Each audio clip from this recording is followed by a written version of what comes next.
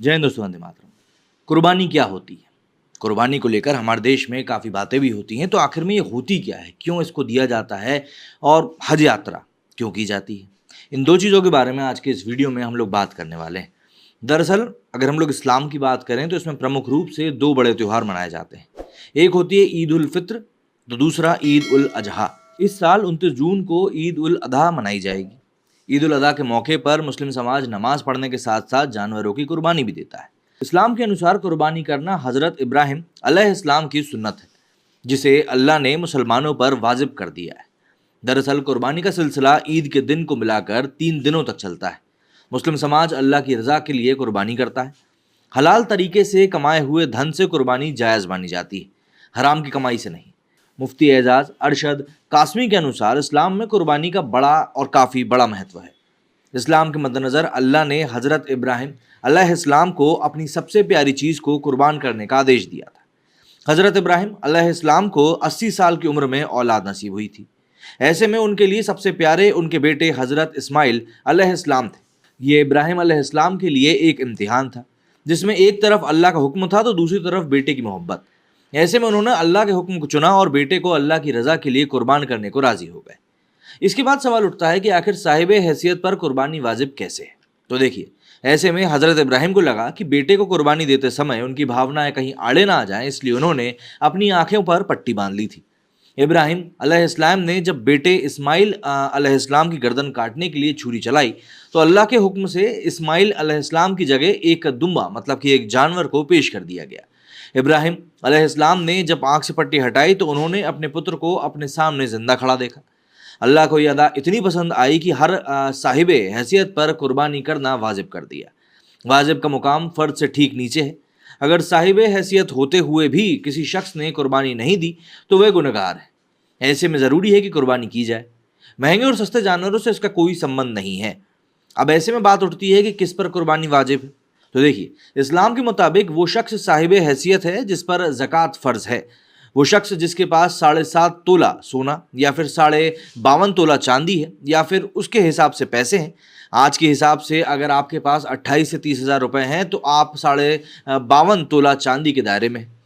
इसके मुताबिक जिसके पास 30 हज़ार रुपये के करीब हैं उस पर कुर्बानी वाजिब है।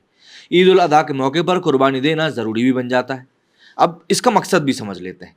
दरअसल मुफ्ती कासमी के अनुसार इस्लाम में जानवरों की कुर्बानी देने के पीछे एक मकसद है। अल्लाह दिलों के हाल से वाकिफ़ है। ऐसे में अल्लाह हर शख्स की नीयत को समझता है। जब बंदा अल्लाह का हुक्म मानकर महज अल्लाह की रज़ा के लिए कुर्बानी करता है तो उसे अल्लाह की रज़ा हासिल होती है। बावजूद इसके कि अगर कोई शख्स कुर्बानी महज दिखावे के तौर पर करता है तो अल्लाह उसकी कुर्बानी कबूल करता ही नहीं है। अब कुर्बानी के भी 3 हिस्से होते हैं। कुर्बानी के लिए होने वाले जानवरों पर अलग अलग हिस्से हैं। जहाँ बड़े जानवरों पर 7 हिस्से होते हैं तो वहीं बकरे जैसे छोटे जानवरों पर महज 1 हिस्सा होता है। मतलब साफ है कि अगर कोई शख्स भैंस या ऊँट की कुर्बानी करता है तो उसमें 7 लोगों को शामिल किया जा सकता है। तो वहीं बकरे की जो कराता है तो उसमें सिर्फ एक शख्स का ही नाम होगा। कुर्बानी के गोश्त के 3 हिस्से करने की शरीयत में सलाह है। एक हिस्सा गरीबों में तकसीम किया जाए, दूसरा हिस्सा अपने दोस्त अहबाब के लिए इस्तेमाल किया जाए और तीसरा हिस्सा अपने घर में इस्तेमाल किया जाए। गरीबों में गोश्त बांटना काफ़ी मुफीद है। इसी में जब हम आगे बढ़ते हैं तो एक बात और आती है कि रतिबंधित जानवरों की कुर्बानी से बचना चाहिए। दरअसल मुफ्ती अरशद कासमी के मुताबिक ऐसे जानवरों की ही कुर्बानी करें जिसकी हमें कानून इजाज़त देता है, और ऐसे जानवरों की कुर्बानी कतई ना करें जिन पर सरकार द्वारा प्रतिबंध है। अब ऐसे ही मुस्लिमों के पवित्र हज यात्रा भी शुरू हो चुकी है। हर साल सऊदी अरब के पवित्र मक्का शहर में धुल-हिज्जा महीने में हज की यात्रा की जाती है। धुल-हिज्जा इस्लामिक कैलेंडर वर्ष का 12वां महीना होता है और इस बार हज 26 जून से शुरू होकर 1 जुलाई को खत्म होगी। हज एक 5 दिन की धार्मिक यात्रा होती है जो कि सऊदी अरब से मक्का शहर में होती है, और इस्लाम के अनुसार हर मुस्लिम को अपने जीवन में एक बार हज ज़रूर जाना चाहिए। तो ऐसे में मैं आपको हज यात्रा के बारे में भी बता देता हूँ। दरअसल हज को इस्लाम के 5 स्तंभों में से एक माना जाता है। ऐसी परंपरा है कि शारीरिक और आर्थिक रूप से सक्षम मुस्लिमों को अपने जीवन में कम से कम एक बार हज ज़रूर जाना चाहिए। हज पाप धोने और खुद को अल्लाह की ओर करीब लाने का एक रास्ता है। हज करने वाले को हाजी कहते हैं। हाजी धुल-हिज्जा के 7वें दिन मक्का पहुँचते हैं।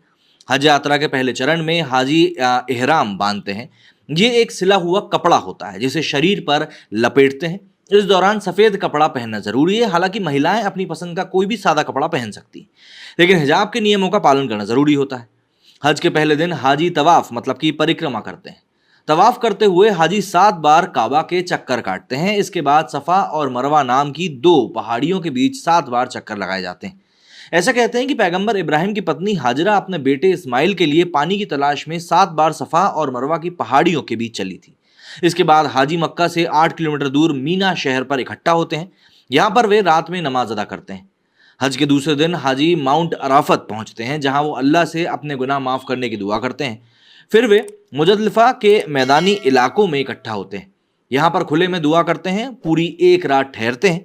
हाजी तीसरे दिन जमारत पर पत्थर फेंकने के लिए दोबारा मीना लौटते हैं। जमारत 3 पत्थरों का एक स्ट्रक्चर है, जिसे शैतान और जानवरों की बलि का प्रतीक समझा जाता है। दुनिया भर के अन्य मुस्लिमों के लिए ये ईद का पहला दिन होता है। इसके बाद हाजी अपना मुंडन कराते हैं या फिर बाल काटते हैं। इसके बाद के दिनों में हाजी मक्का में दोबारा तवाफ और सई करते हैं और फिर जमारत लौटते हैं। मक्का से रवाना होने से पहले सभी हाजियों को हज यात्रा पूरी करने के लिए आखिरी बार तवाफ करनी पड़ती है। अब ऐसे में सवाल उठता है कि क्यों मनाते हैं ईद अल अधा। तो देखिए, हज यात्रा के आखिरी दिन ईद अल अधा मनाया जाता है। ये ईद उल फितर के बाद इस्लामिक कैलेंडर का दूसरा सबसे बड़ा त्यौहार होता है, जैसे कि मैंने आपको बताया था।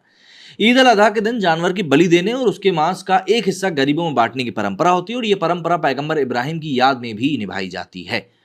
अब ये जानकारी आप लोगों के लिए कितनी महत्वपूर्ण थी, कमेंट करके जरूर बताइएगा। मेरे स्टूडियो फिलहाल इतना ही। जय हिंद, जय भारत।